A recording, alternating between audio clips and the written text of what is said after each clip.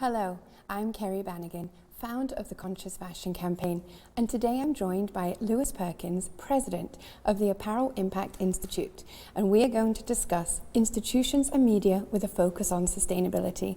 Thank you so much for joining us today, Lewis.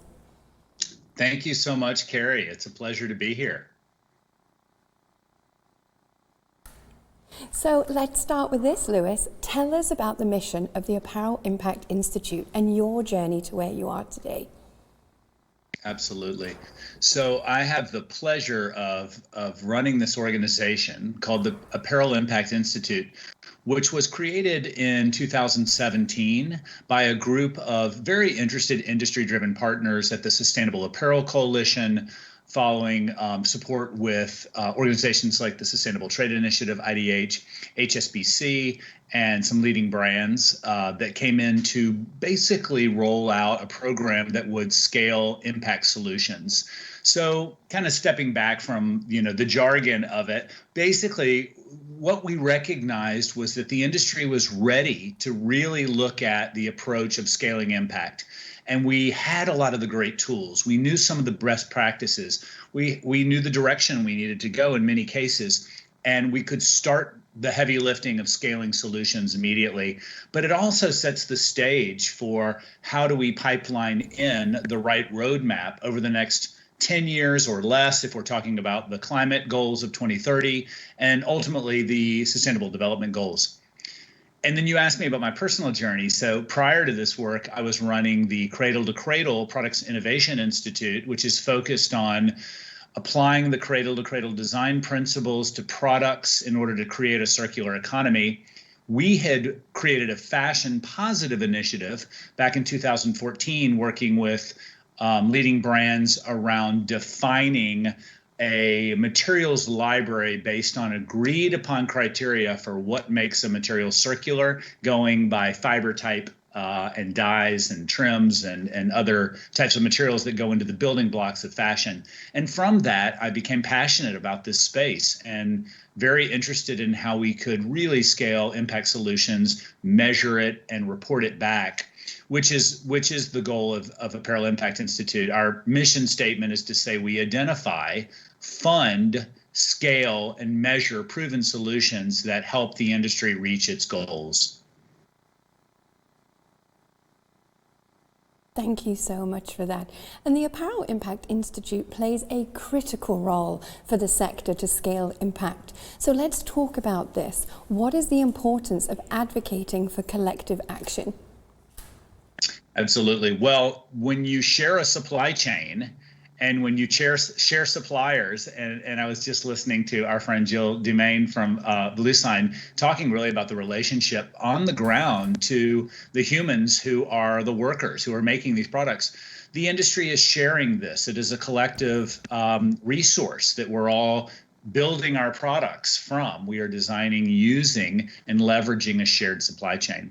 And also, we share a lot of the same farms. We share a lot of the same raw materials, the same chemical companies that are making the same dyes. So rather than working in silos, bringing it all together into a comprehensive plan is, sounds logical and makes sense, but operationalizing that is not always so easy. And what I would say is, we're at that time now. We're a good decade into the sustainable fashion movement. If you look at some of the leading organizations like SAC or Textile Exchange or Global Fashion Agenda, give or take, 10, 12 plus years. And there is also work streams that have been happening much longer, like Textile Exchange and many of the organic standards. But when you really look at where we are in a maturity cycle, now is the time that we have to move out of siloed projects where we're not sharing the learnings or the failings. I mean, a good design thinker is going to say, you reiterate, you fail fast, and you continue until you get it right. And when we can do that at the table together and look at how brands can start to look at shared suppliers and come up with solutions, share that data, share the insights, the good and the bad, that's how we're going to be able to accelerate learning much better. And then from a brass tacks perspective, We go in and recruit together. We're coming with one consistent message to a supplier, to a manufacturer saying, this is what a holistic roadmap looks like.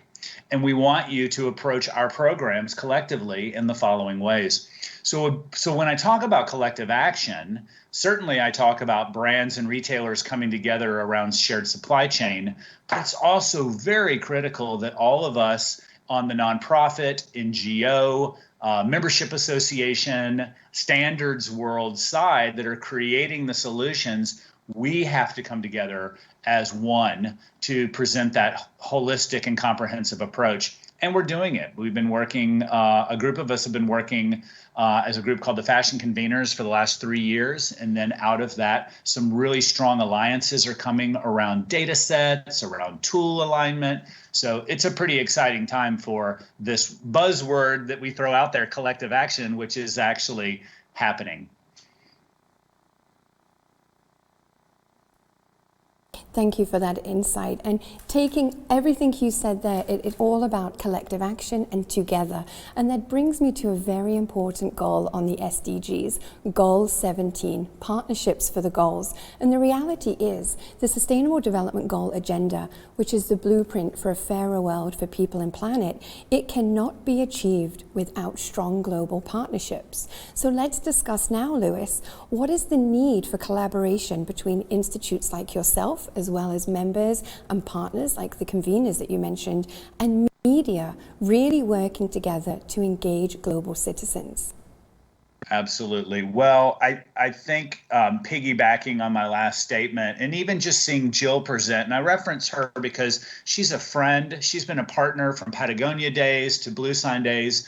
One could have said that our cradle to cradle system and Blue Sign were competitors. The reality is Jill and I are not. We look at ourselves as people figuring things out together and bringing pathways together.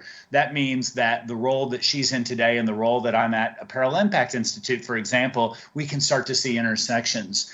And one of the things that we oftentimes as nonprofits, NGOs, organizations are pitted against is that some of us are supported by regions. Some of us are supported by certain brand retailers. Some of us are supported by funders. And if those pieces don't come together, then we are pitted in competition when we don't want to be. And we're friends and we want to work together. But we're also, obligated to reach our key performance indicators to our specific stakeholders. So when I talk about the collective action piece, it's about bringing all the stakeholders together and saying we're all one. And all of our organizations are going to align, and then we're not going to be competing. We're going to understand what swim lanes, or as my friend Lorraine Pepper says at the Textile Exchange, we're going to work on the relay race. I might have the baton for the first mile, and I hand it to you for the second. So bringing this together is important. Now, the role of media is critical because I think one of the things that prevents consumers, citizens from getting engaged in this work is it's too complex. It's too confusing. I might think it's great to have recycled ocean plastic shoes, but then I just read this article that tells me that's not the thing I should be doing, that's still petroleum and it's contributing to other issues around health and wellness, and I should go to a natural fiber. But then I read this life cycle analysis report, and that tells me that this has a negative impact on natural fibers. Maybe I should use synthetics because it has a lower life cycle analysis impact. This is very confusing. So as our organizations are beginning to really look at what matters to measure, how the pieces fit together, we absolutely need the storytelling. And the media plays such a pivotal role in our ability to craft and narrate the truth, first of all. So when I say storytelling, I want to make sure that this is the truth, but that we can see a common truth. And if we can see it and we can engage our partners in the media to tell these stories appropriately, then we're starting to make this a reality for consumers as well, too.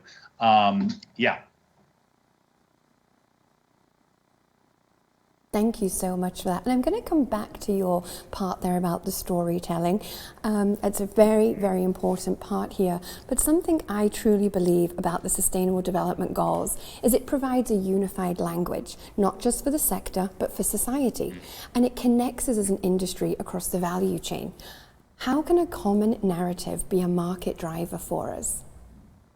I love this, and you know, a common narrative. I love that you said that because the SDG 17 is about partnership to get on the right pathway together. If we, and I said it a minute ago, but I think it's true, if we don't have the same shared vision, then we can't get there. And so the ability for us to partner around this common shared pathway and this common shared vision is the way to do it. Meanwhile, and Carrie, you and I've talked about this too. I believe the modern sustainability marketing branding for so long has been about shame and guilt. It was based on you're doing too much, you need to use less, you should feel bad about that purchase, you should feel bad about that long shower, you should make sacrifices in your life. Now, production and consumption models, that is a topic we definitely can talk about because they do not work. And we know that shared economy and circular economy, rental, repair is critical for the future of the growth of industry and economic development, and at the same time preserving the planet. So I don't want to say we can just go into this mass abundance place once we solve for some of these issues, but the reality is the ability for us to be able to produce and make things in a mindful and regenerative manner will lead towards greater abundance around human life, human access, et cetera. So to me, it's very much about engaging the human spirit in the creation, the creativity. So rather than us shaming everyone, what we need to do is excite and activate our human desire, our passion, and our interest. And I think one of the benefits of the younger generation who is emerging in a world where these are their realities, they didn't have to live in the reckless 80s like I did, where we were told there's no problems, just keep buying, just keep buying. They have only known these issues their whole lives. So they're not having to transition to, oh, now I'm in the corner, I'm being punished in time out, I can't buy new things I love, I have to feel bad about purchasing. They live in a world where it's like, oh, this doesn't work, so we're going to solve for it. We're going to find a better way to do it. And it comes from a place of passionate innovation. And to me, that's the way we solve. We get excited.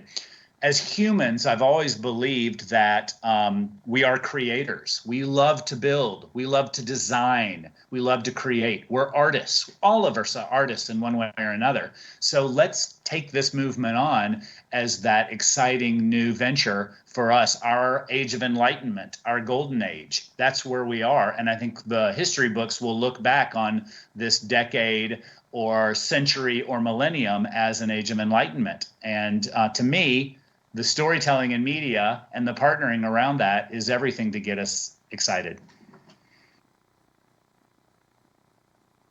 Thank you, and that brings me to my next point. You brought up something earlier. Sustainability is complex. And you also touched on storytelling. Now, media plays a key role in the education of a conscious-driven society. Let's continue more and dive into what is the value of storytelling. All right, this is good. You're getting me in deeper. This is good. So, as a young student, before I got into sustainability, I studied art. And one of the things that made me most passionate about art and art history was the medium. Yes, we all love to look at a beautiful painting, but it was more about what's behind it. Art as a reflection of the times in which it's being produced. Think about that with theater. Think about that with literature. Think about that with music. These are all channels for storytelling. What we wear, how we dress, the stories we tell with these clothes, how we identify ourselves in the world is our art. It is the best megaphone and channel for us to create awareness around our values, around our beliefs, and what we are attaching ourselves to, not only in the style and design and what that may say about our character And whether we're conservative or whether we're progressive or whether we think out of the box, our fashion tells a lot about us. But at the same time, the way in which is made and the more transparency as we communicate the stories about our clothing, where it came from, who made it, who I borrowed it from, where I bought it, all these stories. And when they're a positive story, become just like theater, art, music, it is an art form. And the media has a beautiful role in accelerating art within fashion.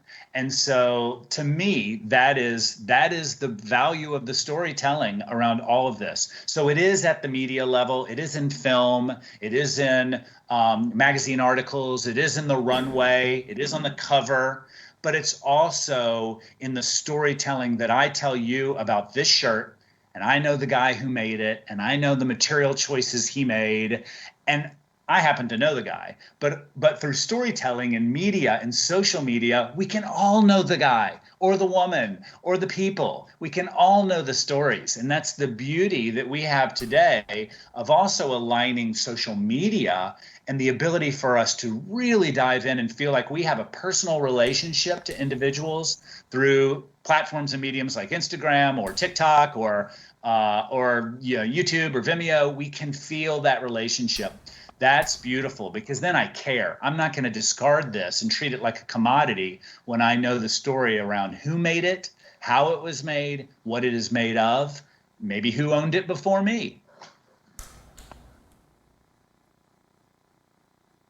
Storytelling has the power to bring humanity to fashion. Yeah. So as we wrap up for our last question, I want to give you a big congratulations on the recent launch of your Generation F series. So tell us, as your final notes, how is the Apparel Impact Institute using media as a vehicle to support sustainable solutions? Thank you for bringing that up, Carrie, and thank you for acknowledging it. And I know we'll have an opportunity to see the trailer, which I think is up on the platform. So take a look. You can go to the website, Gen F Series, and sign up for the mailing list, because we're now starting to host private screenings and we're getting it out to different communities. We'd be happy to host it to others. But the origin of that came from a conversation that I was having with one of our friends and partners, Wendy Schmidt from the 11th Hour Project, about the future of this industry and how we need young people, young innovators, young ideas to really help support and foster the pathway and the direction for all the reasons I said earlier. So with the pandemic, climate crisis, social justice, we knew there was a tipping point and we needed to lay out the roadmap for the future. So we interviewed over close to 50 individuals over the last year around the world, young people, telling us what they're working on: designers, regenerative farmers, chemists, scientists. The list goes on, circular economy models. And so this new episode 1 is called The Tipping Point, and we've been piloting it out with various groups. And now we're working on episode 2 on materials. And so we can't wait to get this out to the public as we get a distribution partner to go really big. But right now we can definitely share, and we look forward to people giving their feedback. Fantastic. And the audience can actually check this out on Fashion Futures Live Library. Thank you, Lewis, for joining us today, and thank you to the audience for tuning in. Thank you, Carrie. Thank you, everyone.